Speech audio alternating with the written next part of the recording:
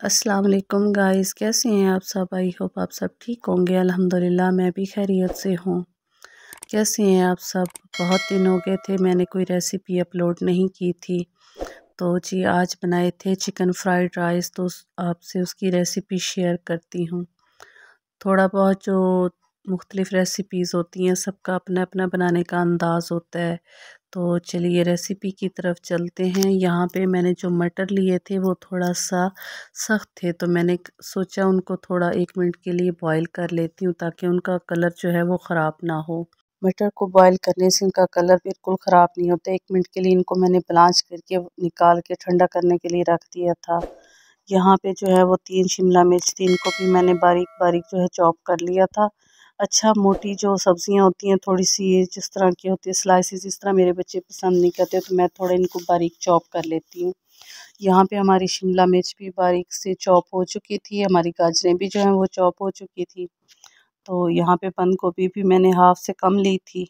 आपको जैसे अच्छी लगे, जिस तरह बच्चे सब्जियां पसंद करते उसी तरह आप ऐड कर सकते। बंद गोभी को भी अच्छे से मैंने कट कर लिया था, इसको बारीक बारीक। जैसे हमारी सारी सब्जियां जो हैं वो कट हो जाएंगी तो इनको एक साइड पे रख देनी है। फिर मैंने कढ़ाई में 1 कप ऑयल शामिल किया। जब हमारा ऑयल गर्म हुआ तो इसमें मैंने चॉप किया हुआ लहसुन शामिल कर दिया। हल्का सा उस पर ब्राउन कलर आया तो उसमें मैंने चिकन को शामिल कर दिया था। उसको मैंने बारीक बारीक क्यूब्स में कट किया था। चिकन तकरीबन ½ kg था, तो उसके लिए जो है वो मैंने इसको अच्छे से 5 से 7 मिनट के लिए फ्राई कर रहे थे। यहाँ पे जो है वो एक कटोरी में मैं सॉसेस को मिक्स कर रही थी। सोया सॉस था और चिली सॉस और थोड़ा सा विनीगर, इन तीनों सॉसेस को मैंने अच्छे से मिक्स करके रख दिया था। अब एक तरफ जो है वो मैंने पतीले में पानी गर्म करने के लिए रख दिया था। इसमें चावलों को मैंने बॉईल करना था। तो यहाँ पे जो हमारी चिकन है वो भी अच्छे से फ्राई हो गई थी, तो उसमें मैंने मटर शामिल कर दिए, साथ में इसकी गाजरें और जो है वो शामिल कर दी। अब इनको जो है 2 से 3 मिनट के लिए तेज़ आंच पे मैं फ्राई करूँगी। इनका कलर जो है वो ना चेंज हो। यहाँ पे जो है पानी हमारा गर्म हो चुका था, तो पहले से भीगे हुए चावल इसमें मैंने शामिल कर दिए।